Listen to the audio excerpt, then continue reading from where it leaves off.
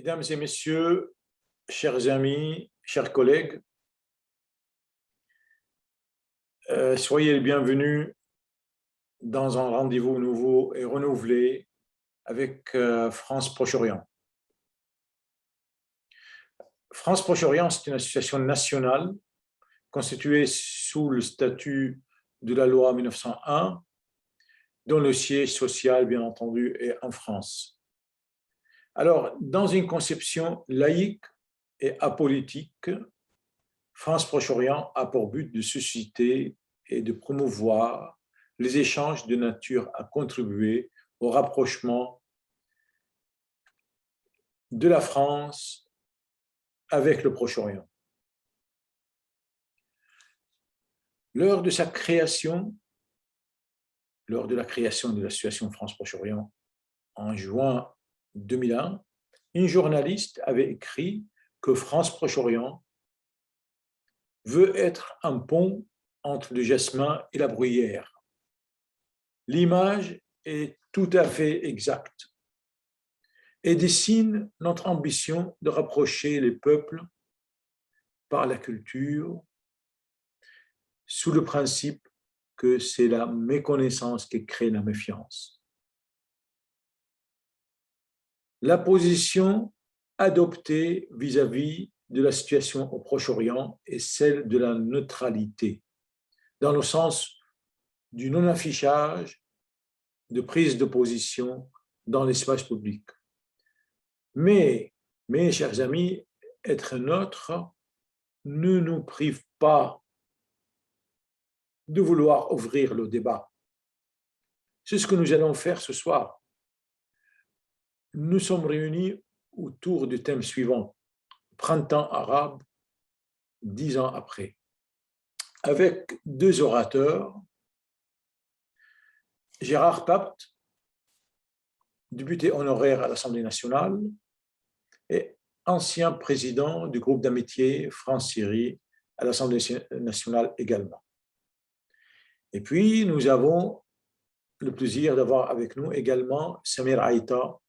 Samir Aïta, c'est un homme politique syrien, économiste syrien. C'est un président du cercle des économistes arabes. Et il était ancien rédacteur en chef de l'édition arabe du Monde diplomatique. Voilà, donc sans tarder, je vais passer, comment ça va se passer ce soir? Donc je vais passer la parole à Gérard Papt et ensuite à Samir Aïta. Chacun d'eux aura entre 20 et 30 minutes. On va aborder le sujet à sa façon, sur les angles qu'il souhaite lui-même. Et ensuite, nous allons avoir une discussion autour de ce sujet, un débat. J'espère que sera riche. Voilà. Donc, Gérard Papt, la parole est à vous. Le printemps arabe 10 ans après, moi je voudrais d'une part m'appuyer sur mon expérience personnelle, hein, de tout ce que j'ai compris, vécu et parfois souffert de cette longue période qui depuis 2011 a plongé la Syrie dans un conflit atroce, dramatique et dont elle n'est pas encore sortie. Alors voilà 10 ans que la Syrie est déchirée par ces conflits, mais je pense qu'il faut insister sur le fait que depuis le début et de manière constante au cours des années suivantes, l'Occident n'a voulu voir dans les opposants au régime, c'est-à-dire au gouvernement syrien en place et à son président, que des insurgés authentiques, des révolutionnaires, des démocrates qui, comme en juillet 1830 en France, étaient prêts à mourir pour la liberté sur les barricades. Alors il est clair que la dureté de la répression qui a été choisie par le régime a pu effectivement nourrir un certain nombre de propagandes. Mais moi, j'en suis resté néanmoins au fait qu'il est maintenant prouvé, notamment depuis la parution en 2015 des fameux télégrammes par Wikileaks, et il est prouvé que le renversement du régime syrien et de son président avait été programmé plusieurs années avant 2011 et avant donc les printemps arabes. Les échanges de mails, notamment de Hillary Clinton, le prouvent abondamment. Mais il y a eu néanmoins une résurgence du printemps arabe en 2011 en Syrie, dans la mesure où les opposants qui au départ ont manifesté, c'était des opposants effectivement qui étaient dans un esprit pacifique et qui surtout étaient de toutes les communautés. Il y avait même parfois non seulement des chrétiens, mais aussi des alaouites qui étaient dans la rue pour exprimer des revendications, et notamment plus de liberté, plus de droits d'expression et moins d'emprise sécuritaire de la part du gouvernement. Mais rapidement, et c'est une remarque que m'avait faite l'évêque arménien d'Alep, il m'a dit au départ, bon, on était aussi pour demander qu'il y ait des changements, qu'il y ait plus de liberté, de parole, qu'il y ait plus de démocratie aussi, qu'il y ait plus de justice sociale. Mais rapidement, on s'est demandé pourquoi, quand il y avait des manifestations, au bout d'un certain temps, elles partaient toujours de la mosquée. Nous, on n'avait pas besoin d'aller à la mosquée pour aller manifester. Et en fait, ces manifestations ont pris rapidement une approche très, très communautaire et uniquement musulmane sunnite.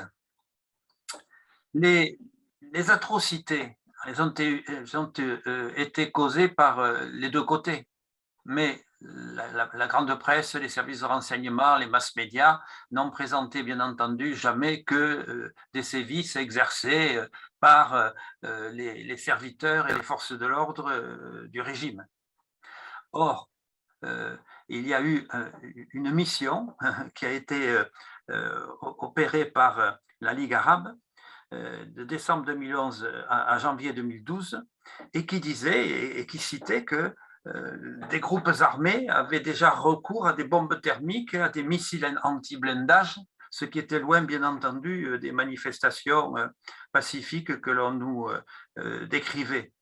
Lorsque Human Rights Watch publia aussi en mars 2012, c'est très tôt, de mars 2012, un rapport accusant les insurgés de graves violations des droits de l'homme, il n'y aura aucune réaction et aucun écho dans la presse occidentale. On sait aussi que dès 2012, François Hollande l'a avoué dans le livre de Xavier Panon, qui est paru, je crois, en 2015 aux éditions à l'Archipel. Dès 2012, François Hollande dit qu'il y a eu des livraisons d'armes aux opposants, alors même que l'on savait que les groupes islamistes avaient pris largement le dessus et mené les opérations. Ces livraisons d'armes s'étaient opérées en violation de l'embargo européen, qui ne sera levé, lui, qu'en 2013, mais qu'il sera quand même levé, c'est-à-dire qu'on fournira des armes sans avoir véritablement vérifié quels en étaient les bénéficiaires finaux. Et on sait très bien que ce sont les groupes les plus actifs et les katibas les plus...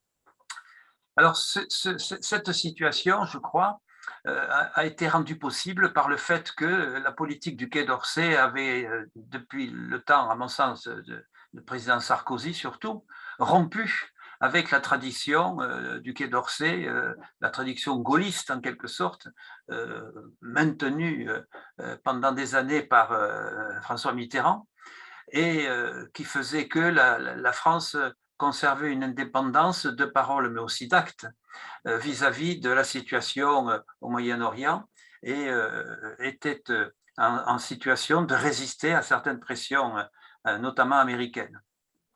Ces pressions américaines ont malheureusement, malgré l'attitude courageuse de Jacques Chirac, conduit aux plus grandes catastrophes en Irak, en Libye, et la Syrie aurait-elle été différente de ce qui se passe aujourd'hui à Kaboul si véritablement les groupes djihadistes les plus terribles avaient fait tomber Damas. Est-ce que les Occidentaux seraient partis pour assurer la liberté de culte,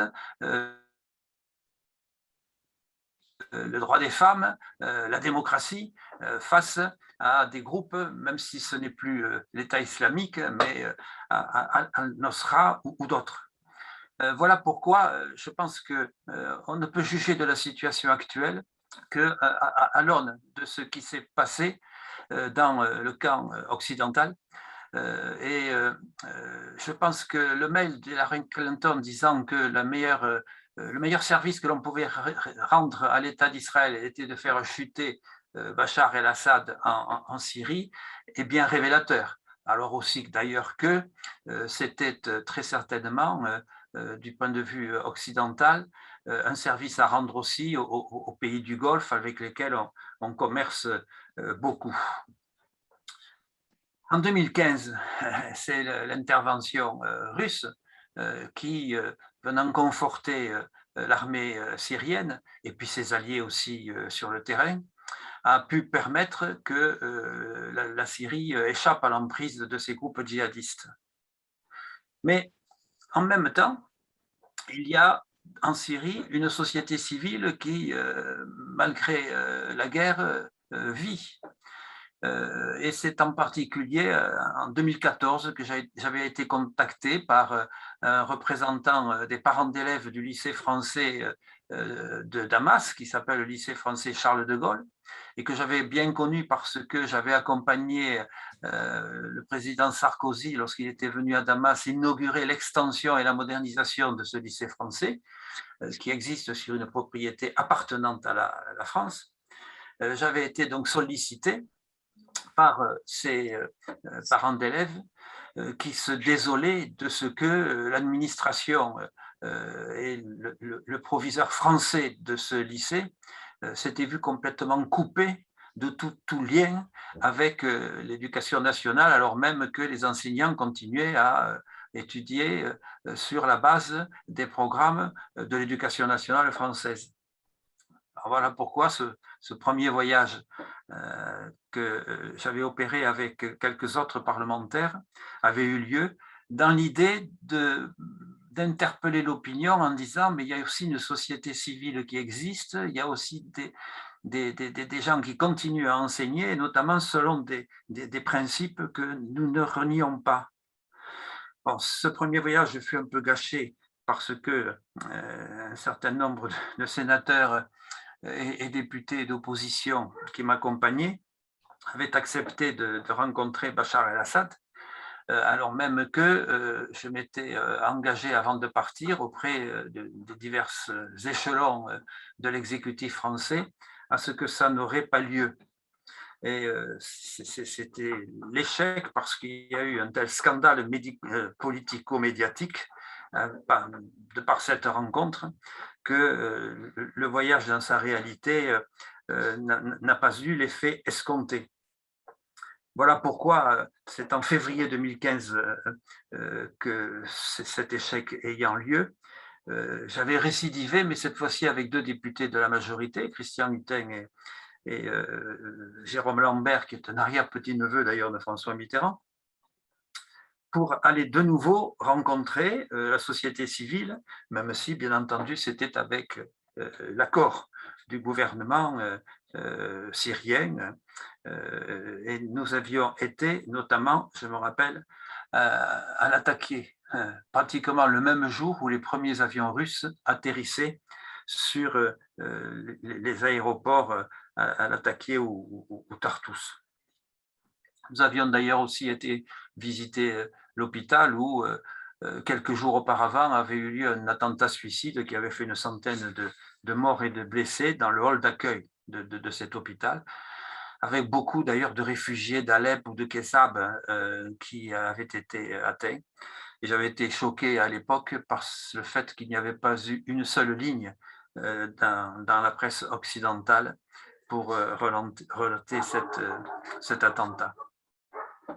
Alors aujourd'hui, la situation a changé. puisque certain nombre de présidents qui exerçaient et voulaient destituer le régime syrien et obtenir le départ du président Bachar el-Assad, ils sont partis, et le président Bachar el-Assad est toujours là. Des ambassades, y compris le pays arabe de la Ligue arabe, commencent à réouvrir à Damas. Est-ce qu'on va toujours maintenir dans la même situation le peuple syrien en le frappant d'un embargo terrible qui s'exerce aussi sur le plan sanitaire, comme nous avons pu le constater, notamment avec Anas Chebib, lorsque nous avons été depuis à deux reprises dans des circonstances de manifestations médicales, de congrès en Syrie, alors même que je n'étais plus député. Le problème, c'est aujourd'hui, à mon sens, après ce qui s'est passé à Kaboul, de reposer inlassablement cette question. Croyez-vous qu'en 2015, si Damas était tombé, la situation eût été différente que celle que vivent aujourd'hui les Afghans? Et est-ce que vous croyez que la position des Occidentaux aurait été différente que celle de manifester leur impuissance et de laisser ces peuples à qui l'on avait voulu ou promis le soutien, la démocratie et l'aide à leur triste sort? Je pense qu'il faut un retour au réalisme, et notamment en Europe, et qu'après le lâchage de Kaboul et la façon dont les premières images nous parviennent, de voir comment sont traitées ces populations qui, elles, ne pensaient jusqu'à maintenant pouvoir compter sur le soutien occidental qui leur avait été promis. Pensons-nous aujourd'hui qu'un retour au réalisme, au pragmatisme est possible vis-à-vis de la Syrie? Pensons-nous que cette situation qui fait qu'aujourd'hui, dans un congrès médical en Syrie, on rencontre des médecins qui sont des sunnites, des chiites, des Kurdes, des chrétiens, des druzes, qui travaillent ensemble et dans un esprit de confraternité d'une part, mais aussi donc dans une ambiance laïque. Pensons-nous que cette société civile ne mérite pas d'être entendue désormais? Et face à ça, il faut, je pense, en ce qui concerne ceux qui voudraient sortir de cette situation, même si ce sera long, même si ce sera difficile, je pense qu'il faut déconstruire la doxa officielle qui a consisté, relayée par les grandes masses médias depuis des lustres, à ne faire retomber la responsabilité de la situation que sur l'État syrien, à ne faire porter la responsabilité de toutes ces attaques chimiques plus ou moins fomentées d'ailleurs parfois par les djihadistes et notamment ces fameux casques blancs qui sont passés maîtres dans l'art de créer des vidéos pour alimenter la propagande contre le régime. Il faut déconstruire ce discours en disant il ne faut pas que la Syrie se désagrège en insistant sur le fait que ce serait encore de nouvelles phases de migration de population, mais face aussi à des groupes djihadistes qui voient la résurgence de nouveau de l'État islamique avec des attaques répétées, notamment récemment à Raqqa, résurgence de l'État islamique en Irak aussi, tout cela favorisé par le fait qu'on ne véritablement tranche pas, notamment parmi les soutiens des pays du Golfe, à arrêter le soutien, l'armement, le financement de groupes dont on sait qu'ils sont extraordinairement poreux entre eux et qu'ils alimentent le terrorisme sur la terre entière. Alors je pense qu'il est temps pour la France de sortir de ce manichéisme, de revenir à un réalisme, et pour l'Europe aussi, de se sortir enfin de cette position de vassalité que l'on a par rapport aux États-Unis et qui est apparue dans sa plus grande splendeur au cours des dernières années où l'OTAN est véritablement devenu un instrument politique au service de la diplomatie, de l'économie, mais aussi des actions militaires décidées par les seuls États-Unis qui, au fond, ont le plus grand mépris pour ses alliés, qui n'informent même pas d'ailleurs dans les circonstances les plus critiques, comme l'abandon de cette base de Bagram en Afghanistan, qui a précipité très certainement le succès des talibans. Voilà, donc c'est en quelque sorte un espoir que j'ai, que l'on puisse désormais de parler mieux pour faire comprendre cette situation syrienne, sortir du manichéisme et faire en sorte que l'on pense davantage aux populations meurtries et à la reconstruction. Merci Gérard.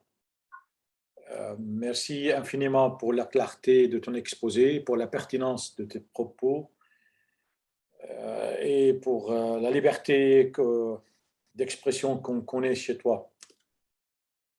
Vraiment.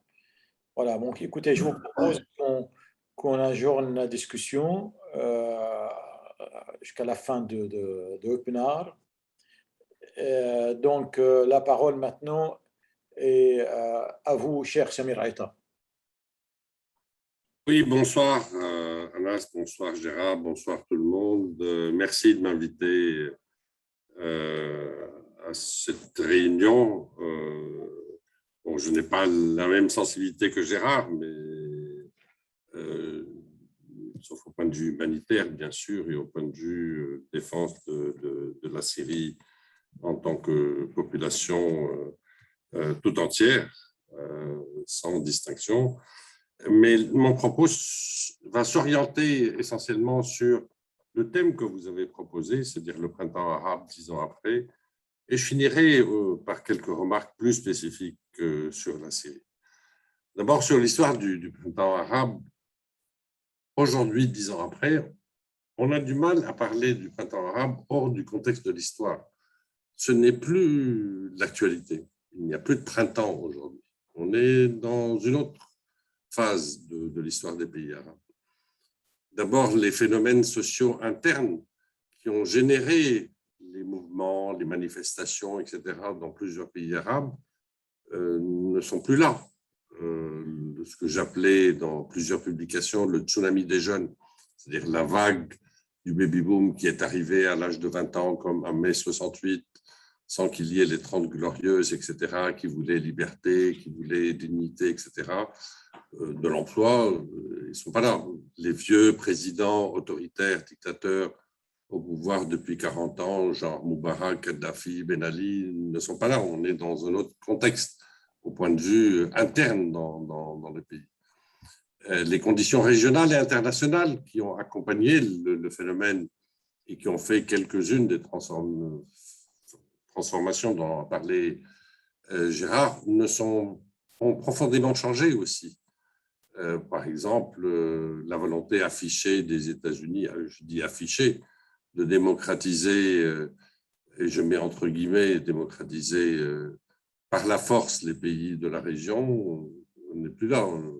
C'est clair aujourd'hui avec le retrait américain de l'Afghanistan et l'installation d'un gouvernement taliban très radical. La polarisation des acteurs régionaux pour s'affronter par procuration sur les terrains des États fragilisés par le printemps n'est plus la même. C'est-à-dire l'affrontement direct qu'il y a eu entre la Turquie et l'Iran en Syrie, chacun soutenant des forces qui se combattaient, sachant que les deux pays échangeaient entre eux pour des dizaines de milliards de dollars. Tout ça, ça a changé depuis les réunions qu'ont organisées les Russes. L'axe qui a mené les choses sur la scène libyenne et le début de la scène syrienne, c'est-à-dire Paris, Ankara, Doha, cet axe n'existe plus. Paris a changé de camp. Paris est plus proche aujourd'hui de Riyad que de Doha. On est dans une autre situation, par exemple au Yémen, avec un affrontement très clair entre les Saoudiens, les Émiratis, entre eux, et les deux contre les Iraniens. Et puis, surtout, on est après ce que Trump a fait pour les relations avec Israël et tous les accords qu'il y a eu entre les pays du Golfe. On est dans une autre configuration. L'environnement a changé et on a, à la fois au point de vue géopolitique et à la fois au point de vue de la situation interne des pays, une situation nouvelle. Je ne sais pas comment la qualifier, mais c'est une situation nouvelle. La première remarque sur cette situation au point de vue géopolitique nouvelle, c'est que la notion de monde, de solidarité arabe est renvoyée comme une notion historique. La Ligue arabe ne sert plus à rien et cette alliance qui avait joué un rôle, par exemple en 1973, lors de la crise du pétrole, n'existe plus. Même en Syrie, aujourd'hui, le discours officiel est très répandu dans la population, c'est qu'on ne veut plus de ces Arabes, etc. Et en fait, il y a un clivage aujourd'hui très profond entre les pays du Golfe d'une part et les pays arabes de la Méditerranée, et le Yémen avec, qui est devenu vraiment une rupture. Alors, c'était présent déjà dans les accords euro-méditerranéens qui étaient différents avec les rapports entre l'Europe et les pays du Golfe. On n'a pas réuni ça, tout ça pour ne pas dire euro-arabe. Mais je dirais plus important que ça, aujourd'hui, vous assistez à des réunions et vous voyez des écrits qui sortent du pays du Golfe qui sont intitulés le temps du Golfe, la période du Golfe. Tout ça, ça veut dire c'est que les pays du Golfe sont dans une situation de projection de puissance qui n'est pas toujours soft sur les pays en transition. Pas seulement la Syrie, la Tunisie, prenez la Tunisie, je reviendrai là-dessus, avec des affrontements entre le Qatar et les Émirats très clairs, du point de vue de la scène politique tunisienne. Deuxième remarque sur ce niveau, c'est que l'Europe s'est alliée avec ces pays du Golfe dans ses projections de puissance, notamment la France, mais dans une alliance qui n'a pas toujours été stable et cohérente. Je dirais comment s'est positionnée la France entre les trois grands acteurs du Golfe, c'est-à-dire le Qatar, les Émirats et l'Arabie saoudite. Ça mérite vraiment une discussion très développée. Troisième fait majeur aujourd'hui, c'est que pas seulement l'Iran apparaît comme une sérieuse puissance dans la région, contenue par les États-Unis, mais la Turquie est apparue comme une puissance très forte qui projette sa force en Libye, en Tunisie, dans les pays du Golfe, pas seulement occupant une partie, par procuration ou directement, une partie du sol syrien. Ça, c'est un fait, je dirais, historique, qui n'existait pas, je dirais, au moment d'Atatürk et qui n'existait pas avant le printemps. La théorie qui était dominante en Turquie, zéro problème avec les voisins, aujourd'hui, la Turquie a des problèmes avec tous les voisins et a des problèmes d'équilibre entre son alliance avec la Russie et son alliance avec les États-Unis, dont elle joue. Autre remarque aussi par rapport à la région, c'est le retour de la Russie, et en parallèle la Chine, comme partenaire stratégique majeur dans la région, pas seulement par son intervention en Syrie. Le roi de Jordanie, quand il veut se sortir de la crise dans laquelle, la situation difficile dans laquelle il est, à la fois vis-à-vis de la Syrie, mais aussi vis-à-vis des pays du Golfe et vis-à-vis des Israéliens, il va à Moscou. En plus d'aller à Washington. Mais si vous regardez les 3 dernières années, il est plus allé à Moscou qu'à Washington. Ça, c'est sans précédent. L'Égypte renoue avec la Russie et les pays du Golfe aussi, aujourd'hui, achètent des armes à la Russie, ce qui était inconcevable il y a 20 ans. Puis une émergence, autre caractéristique de la période, toujours au niveau géopolitique, c'est l'émergence d'une image des États-Unis, pas seulement une image, que c'est un partenaire international non fiable et erratique. La preuve, l'Afghanistan, mais la preuve aussi, le choc qui a conduit les pays du Golfe, si on veut analyser, à projeter de la puissance, c'est qu'ils s'imaginaient qu'ils seraient les prochains, après que les Américains aient abandonné Moubarak à son sort. Donc, cette relation de méfiance vis-à-vis des États-Unis, justifiée par plein des égards, des errements des leaders politiques américains, Trump, Obama, Biden, fait que tout le monde est mal à l'aise vis-à-vis de ses relations avec les États-Unis, pourtant grande puissance dont l'influence est majeure. Mais je dirais, pour l'anecdote, pas seulement les pays arabes, les pays européens sont mal à l'aise vis-à-vis de leurs relations avec les États-Unis, voire par exemple l'Allemagne avec sa conduite de gaz avec la Russie, ou même la France dans son atlantisme, je dirais, qui n'arrive pas à trouver une place comme celle dont a parlé Gérard de Chirac, ou même avant celle de Gaulle.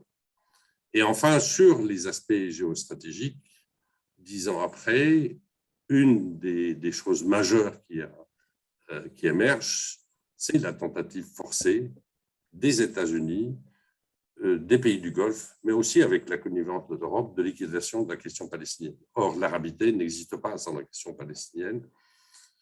Et c'est devenu un focus principal de la politique américaine. Quelqu'un m'a raconté ce matin, non, hier soir, qui accompagnait Bremer et quelques officiels américains quand il y a eu l'invasion de l'Irak en 2003, que la question qu'il y a eu pendant le parcours qu'ils ont fait en voiture au centre de l'Irak, c'était la question, est-ce que les nouveaux Irakiens vont commercer avec Israël? Comme s'il n'y avait que ça dans la région. Aujourd'hui, je dirais, Israël est très présente, est acteur aux Émirats arabes unis, qui d'ailleurs fonctionne avec pas mal de Syriens, de Libanais, de Palestiniens, etc., qui considèrent Israël comme un pays ennemi. Donc, c'est une situation très nouvelle. Donc ça, c'est au point de vue géopolitique, avec des changements par rapport à la phase d'avant, c'est que il y a une tentative sérieuse aujourd'hui de régler la phase du printemps, c'est-à-dire des conflits et des camps qui se sont constitués pendant la première phase du printemps.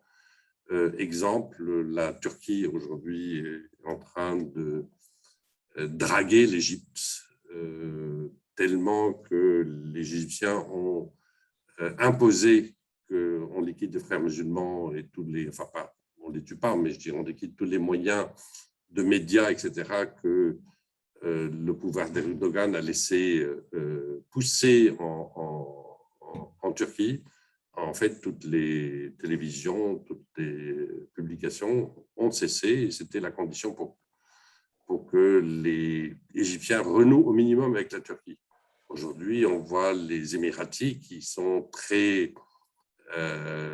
anti-frères musulmans renouer avec la Turquie pour contrebalancer l'alliance Qatar-Turquie. Donc, on a des choses nouvelles et on a surtout cette fameuse déclaration du dirigeant saoudien qui reconnaît les intérêts de l'Iran en Arabie saoudite et les intérêts de l'Arabie saoudite en Iran. Donc, et la rencontre qu'il y a eu avec la présence de M. Macron, donc récemment à Bagdad, je dirais de l'Iran et de l'Arabie saoudite ensemble dans une conférence qui a réuni des personnalités de chefs d'État. Donc, on est dans une nouvelle phase qui n'est plus du tout la phase de balbutiement, d'errement, etc., qui avait, je dirais, conduit, au point de vue géopolitique, aux luttes par procuration, qui ont conduit à ce qui s'est passé dans le printemps arabe, aux phénomènes qui ont découlé après la première phase du printemps arabe. Sur le plan interne, le vécu des expériences du printemps a été très douloureux dans tous les pays, même en Tunisie. Moi, jusqu'à maintenant, je ne comprends pas pourquoi l'Europe n'a pas aidé la Tunisie à devenir un exemple de transition réussie, à la fois démocratique, stable, etc. On a laissé le pays rentrer en faillite économique, on a laissé le pays rentrer dans un empêtrement politicien tenu et géré par le Qatar et les Émirats l'un contre l'autre. Je dirais aujourd'hui, la Tunisie est dans une situation économique extrêmement difficile, dans une situation budgétaire extrêmement difficile et dans une situation politique extrêmement difficile, alors que la transition s'est faite la plus douce. L'Égypte, qui est l'autre cas du printemps arabe, qui était qualifié de trop grand pour s'effondrer, too big to fail, on a laissé l'armée rentrer. L'armée a fait des choses un peu keynésiennes,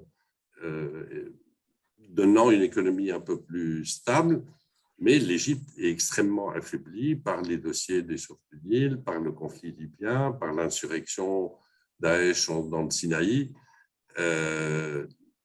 L'Égypte, j'ai parlé de puissances qui ont émergé, la Turquie et l'Iran, l'Égypte, qui pouvait être une puissance médiatrice dans la région, n'arrive pas à jouer aucun rôle régional.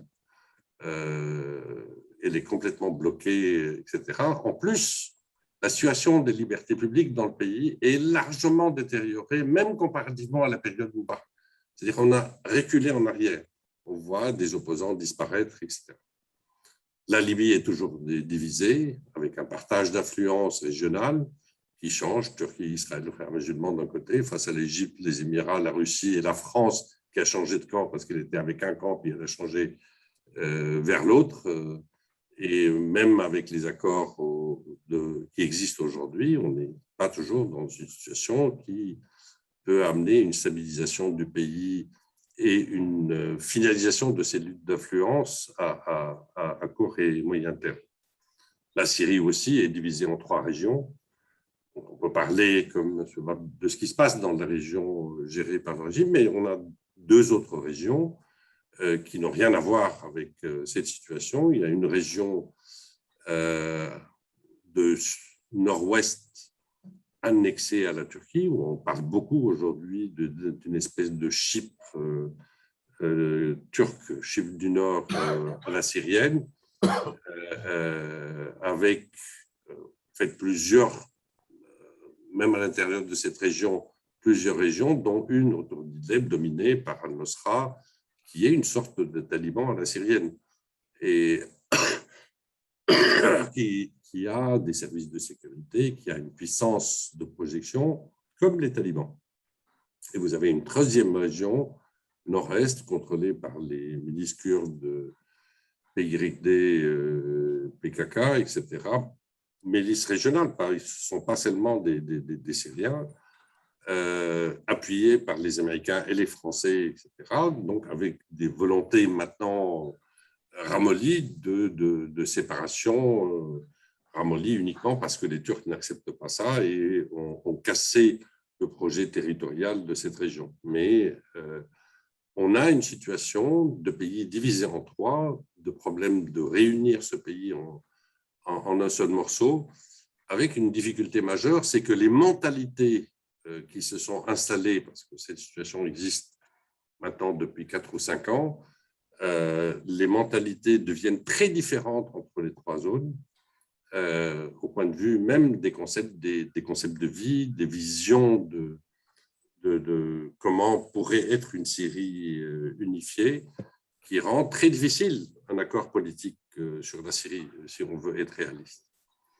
Le Yémen est partagé de même en 3 régions, appuyées respectivement par l'Iran, l'Arabie saoudite et les Émirats, sachant que les bagarres et les tueries entre les Émiratis et les Saoudiens, ou les forces alliées soutenues par l'un ou l'autre, ne sont pas mineures. Il n'y a pas que les Houthis qui envoient quelques missiles et quelques drones sur l'Arabie saoudite, mais il y a vraiment aussi des bagarres qui font que réunir le Yémen en un pays unique est une tâche très difficile, etc., malgré un accord international pour faire ça.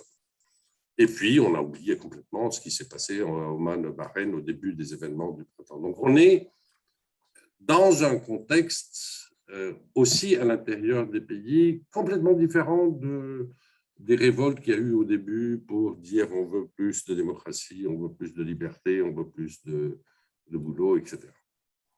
Alors, si on rajoute à ça ce qui s'est passé au Liban, la crise économique et financière, qui a impacté beaucoup le Liban, qui l'a fait reculer 15 ans ou 20 ans en arrière et qui a besoin de 10 ans pour être résorbé. Et là, il y a des responsabilités, y compris de la France, sur pourquoi on est arrivé là, avec les histoires de Paris 1, Paris 2, Paris 3 et compagnie. On a laissé monter un schéma de Ponzi par la Banque centrale du Liban en connaissance de cause. Donc, tout le monde est responsable, la classe politique libanaise d'abord, mais aussi les autres. Donc, là, le pays est complètement effondré économiquement. Je dirais, les gens, la valeur de leur argent est 10% de ce qu'il était il y a 1 an et demi. Il est effondré socialement, c'est-à-dire les clans au pouvoir poussent vers la confessionnalisation. Donc, pardon ?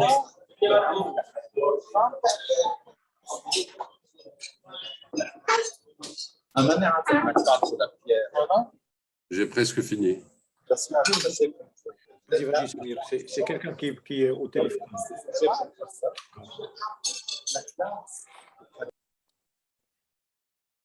Oui, donc le pays est effondré donc, socialement, les structures de l'État sont complètement au circuit. Donc on a ça, et on a au Liban et dans tous les autres pays, y compris la Syrie contrôlée par le régime, des problèmes de réfugiés et de déplacés, des problèmes de fuite de cadres à l'étranger. Je dirais la fuite des cadres dans la Syrie du gouvernement est énorme.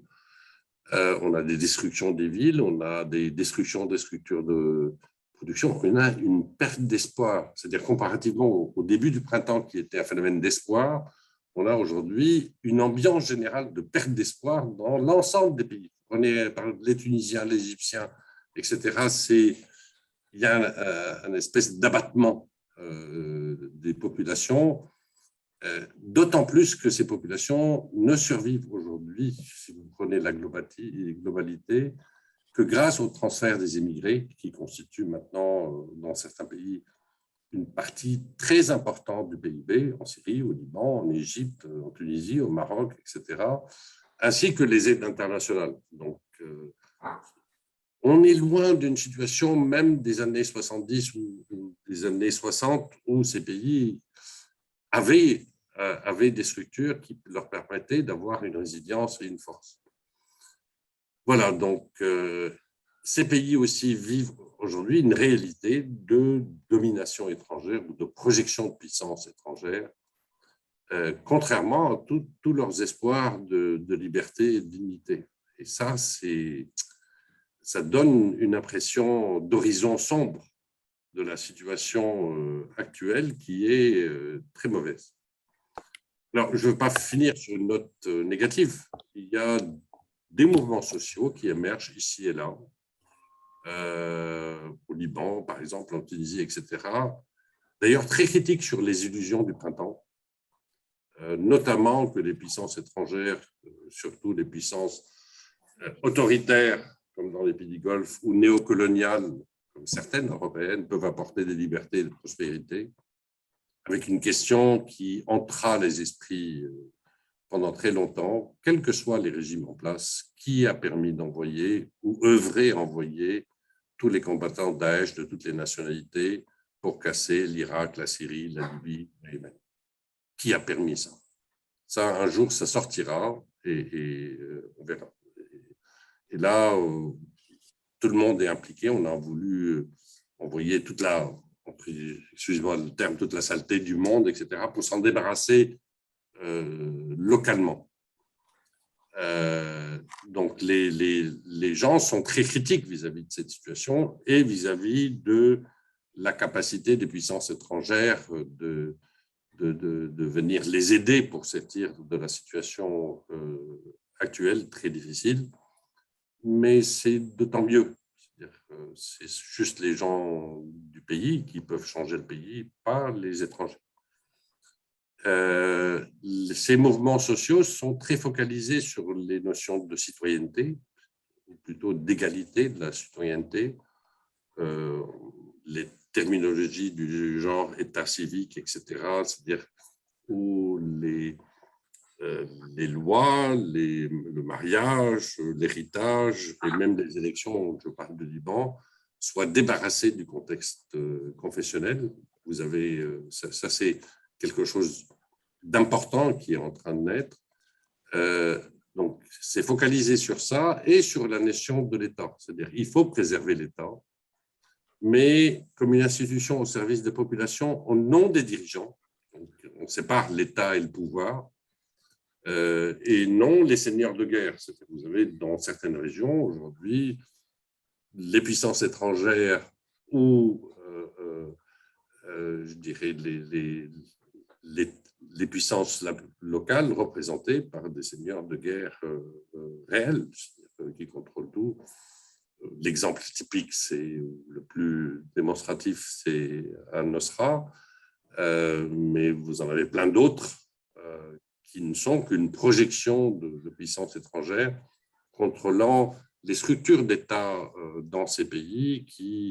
Donc, il y a une critique de ça et une volonté de reconstruire, et ça c'est quelque chose de très dur, ou de se réapproprier l'État au service de l'ensemble de la population. Voilà, donc on est loin des illusions du début du printemps. Moi, je blague toujours, je l'avais écrit dans un des premiers écrits dès 2011, en discutant avec des jeunes, 20-25 ans, qui faisaient des démonstrations en Égypte, en Tunisie, en Syrie. Ils disaient, on veut abattre les régimes, mais on ne veut pas faire de politique. Moi, je leur disais, vous ne pouvez pas abattre les régimes sans faire de politique. Et en plus, c'est à vous de construire, avant d'abattre les régimes, le régime d'après. Et ça, c'est votre responsabilité, et ça, c'est beaucoup plus important que de dire, j'abats le régime. Il faut dire, je veux construire tel régime. Voilà, j'arrête là. J'espère que je crois que je n'ai pas dépassé mon temps, et je vous remercie pour votre intérêt. Merci infiniment, Samir. Vous inquiétez pas, vous êtes dans les clous. C'est bon. Merci pour ces analyses géopolitiques, économiques, géostratégiques aussi, qui touchent à cette région. Voilà. Donc, maintenant, c'est le temps de discussion. La parole circule à la demande des uns et des autres. Si vous souhaitez commenter, Samir et Gérard aussi, vous êtes les bienvenus. Voilà, c'est ouvert.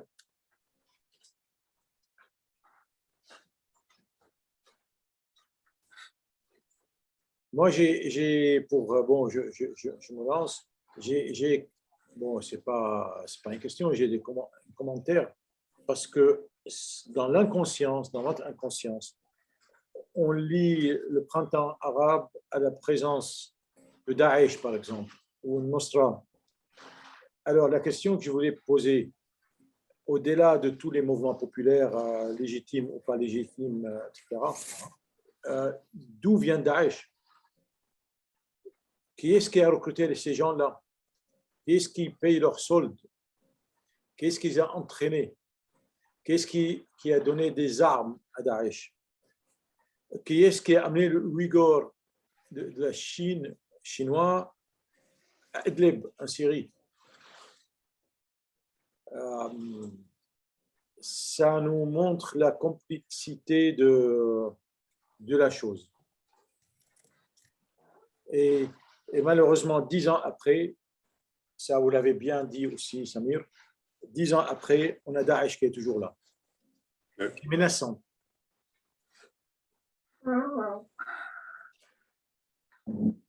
Voilà ce que je voulais dire. Gérard, tu veux répondre? Moi, je pense que la réponse est avant tout dans les pays du Golfe, et puis les attitudes néoconservatrices des Américains et de leurs alliés occidentaux qui ont constitué une immense coalition faisant que des hommes sont venus combattre en Syrie venant de 5 continents différents. On a constitué une coalition qui a compté plus d'une centaine de pays, et on ne peut pas imaginer que tout ça s'est fait sans qu'il y ait une stratégie, un commandement opérationnel qui puisse permettre de ce que ces combattants puissent arriver en Syrie. Moi, lorsque je suis revenu de Syrie en 2015, j'avais été voir le cabinet. À l'époque, c'était, je pense, Bernard Cazeneuve qui était ministre de l'Intérieur, en donnant une information que m'avaient donnée des responsables syriens en disant « mais nous, on pense qu'il y a 1500 Français aujourd'hui qui sont combattants ou de familles de combattants en Syrie ». Au même moment, le cabinet de Bernard Cazeneuve disait « mais non, entre l'Irak et la Syrie, on en a 320 ». Bon, entre 320 et 1500, je pense qu'en fait, on n'a pas du tout contrôlé la façon dont des Français pouvaient partir combattre en Syrie, et peut-être que c'était une espèce de tolérance à l'époque, puisque c'était l'époque où la théorie du ni-ni prédominait.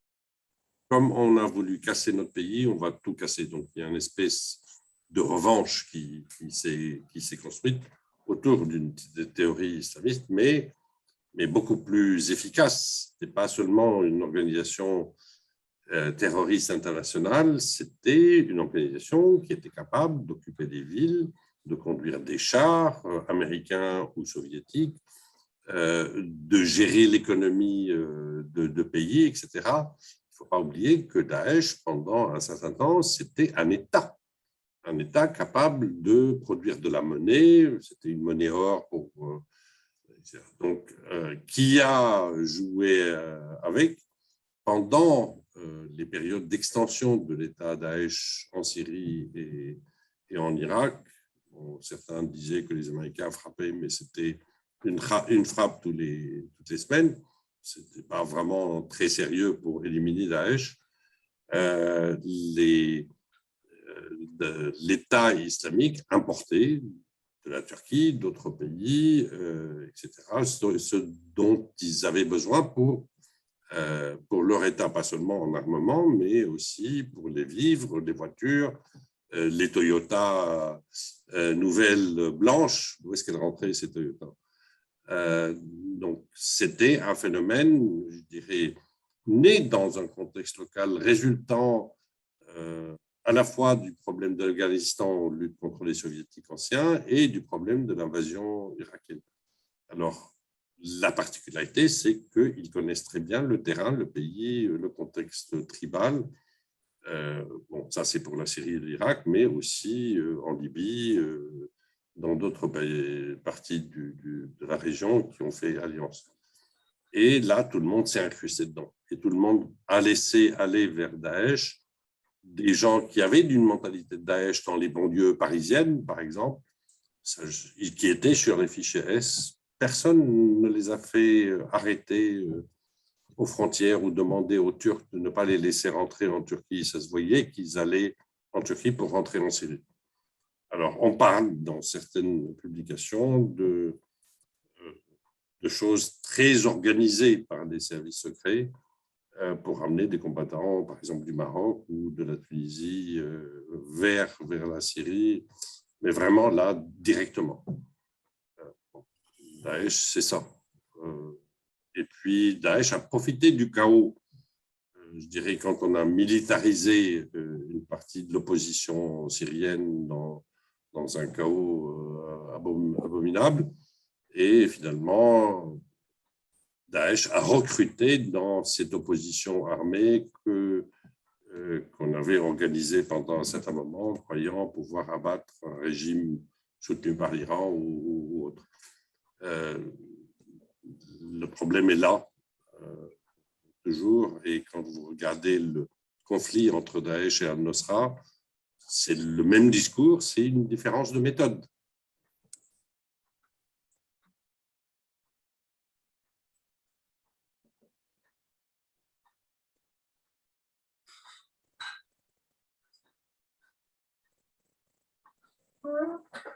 Oui, si je peux ajouter un mot. Est-ce que vous m'entendez? Oui. Oui? Oui. Anas, vous m'entendez?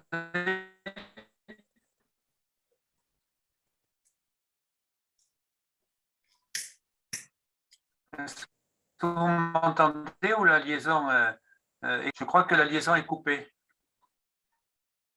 Moi, je vous entends. Je ne sais pas pour les autres. Ah, ça y est, est-ce que vous m'entendez? Oui.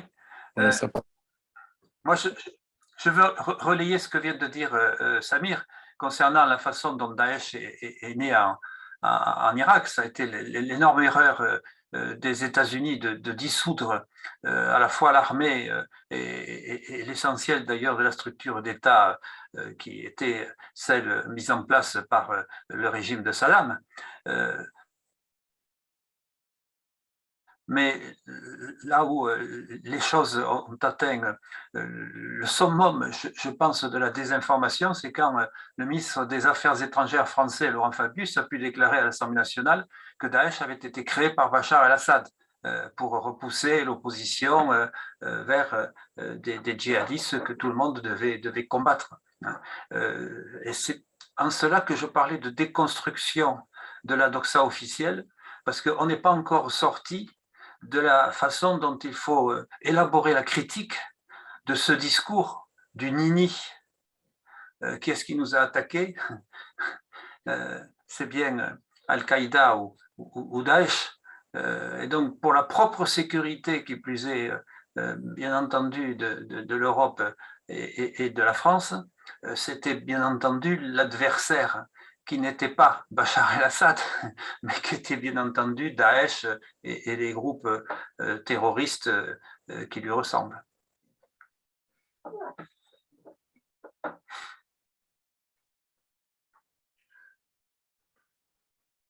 Si Anas, tu es toujours tu as silence, on ne t'entend pas parce que tu as mis le silencieux. Oui. Ah oui, c'est parce que ça a coupé tout à l'heure, ça a coupé à cause de la tempête. Il y a une tempête énorme ici.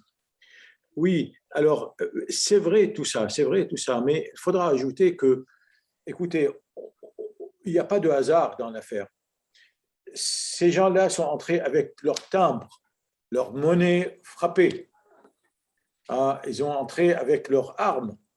Ils ont entré. Moi, si je prends l'avion, si je vais en Chine, je prends l'avion, je ne peux pas aller en Turquie facilement comme ça pour passer en Syrie. C'est pas possible. Moi, quand je vais en Syrie maintenant, je passe 24 heures dans la voiture, l'avion, etc., sur le vélo, jusqu'au moment où j'arrive. Donc, si vous voulez, il n'y a pas de hasard. Hein. C'est pas par hasard. Il faudra qu'on nous dise un jour pourquoi le printemps arabe a été géré par ces gens-là et d'où ça vient ces gens-là et à quoi servent ces gens-là. Et puis, je voudrais parler d'une autre chose, puisqu'il n'y a pas de questions. S'il y a une question, je me tais tout de suite. Il y a aussi, tes analyses sont pertinentes. Vos analyses sont pertinentes, Samir. Il faudra ajouter, moi j'ajouterai encore, quelques dommages collatéraux. La désinformation, des informations. Des informations jour et nuit, des informations, majorer certains événements et occulter d'autres.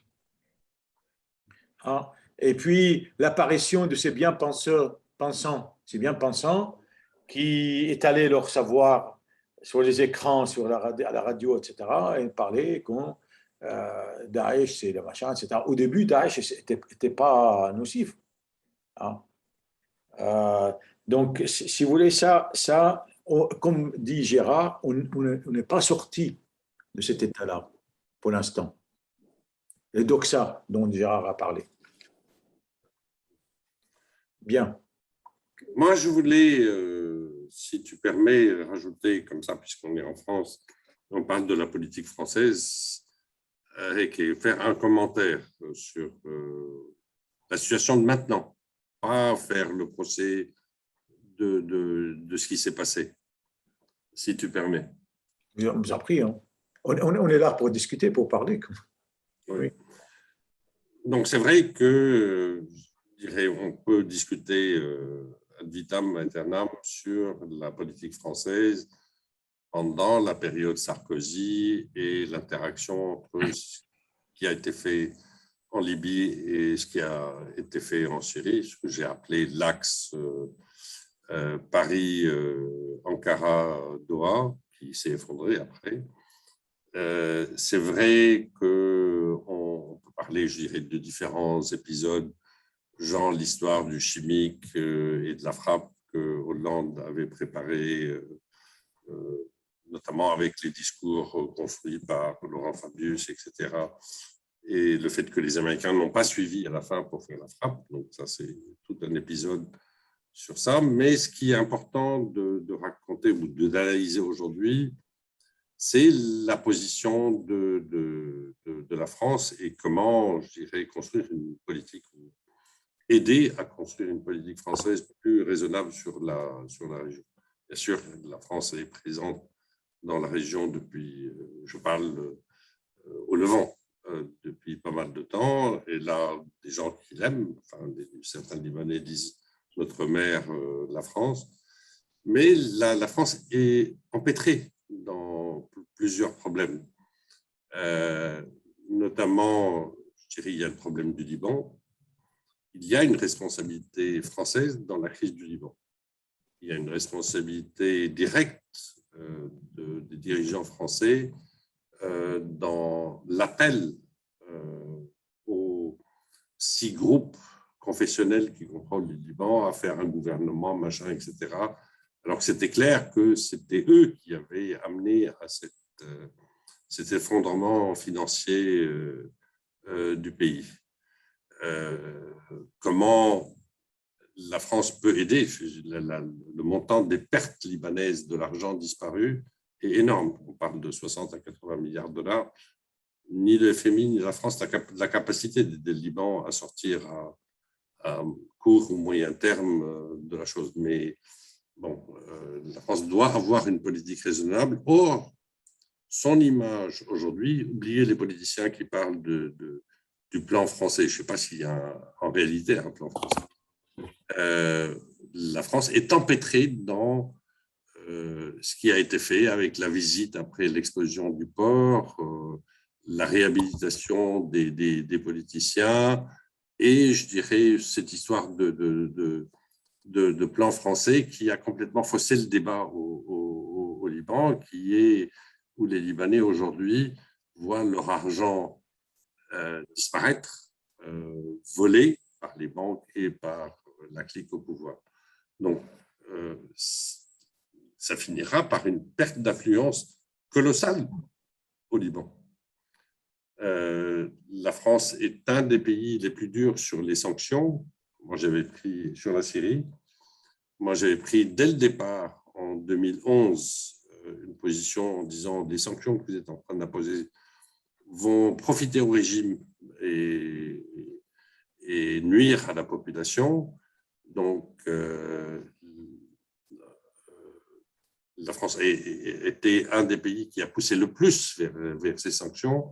Or, même les États-Unis aujourd'hui sont dans une situation de relâche sur les sanctions. Regardez ce qui s'est passé hier sur l'accord entre l'Égypte, la Jordanie, la Syrie et le Liban pour ramener l'électricité et le gaz, alors soi-disant pour le Liban, mais en fait, la Syrie va avoir de l'électricité et du gaz qui viendrait de l'Égypte. Donc ça, c'est une brèche dans les sanctions américaines énorme. On n'entend pas les responsables français sur ce sujet.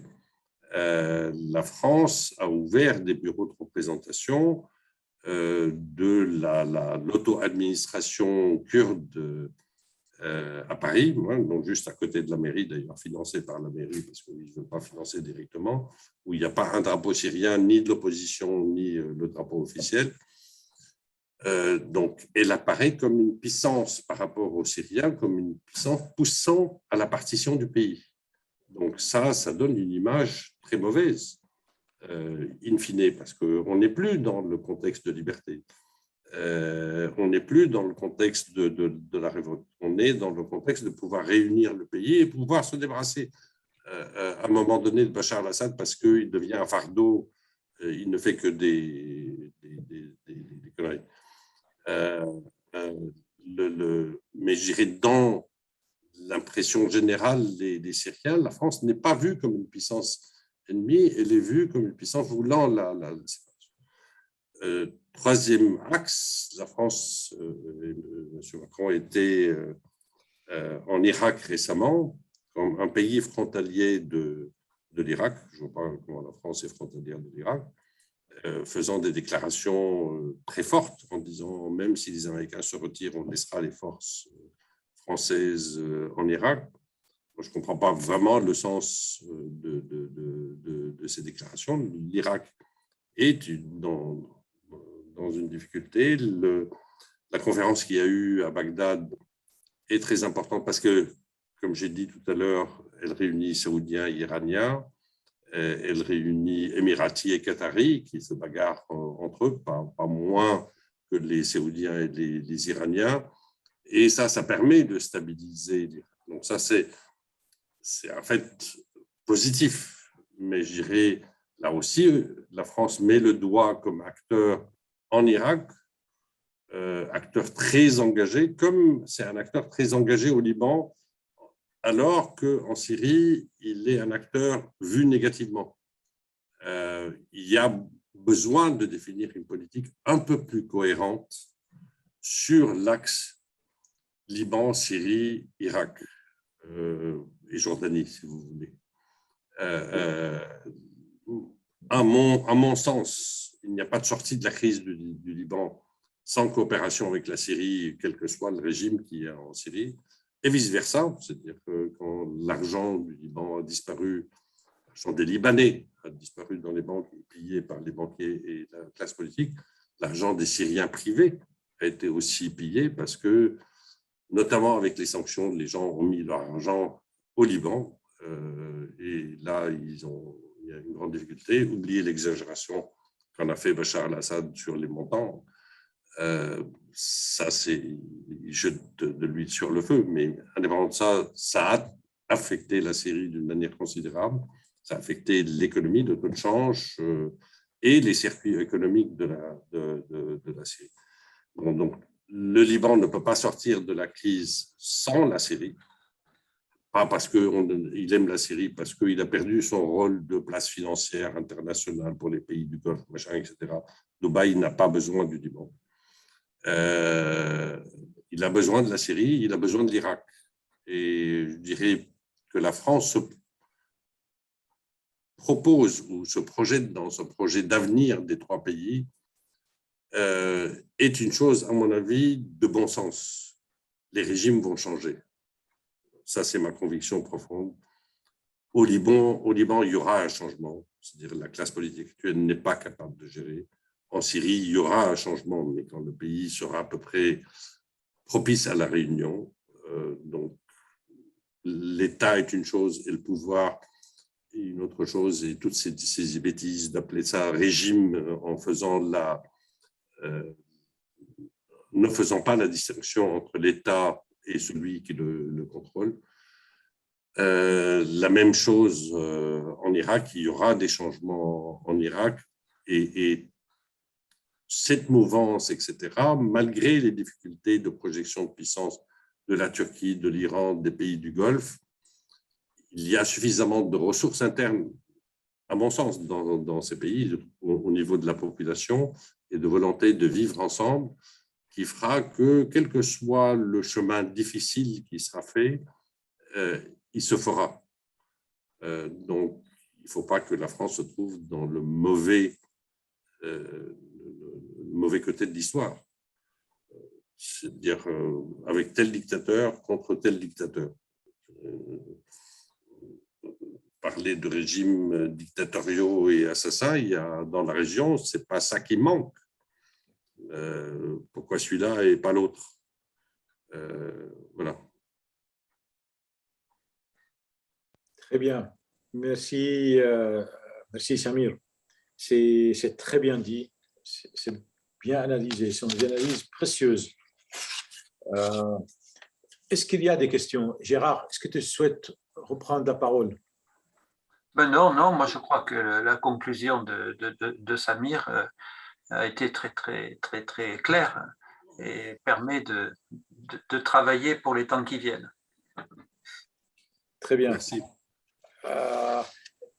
Chers amis auditeurs, est-ce que vous avez des questions? Est-ce que quelqu'un souhaite intervenir ou poser des questions ou... Dernière chance.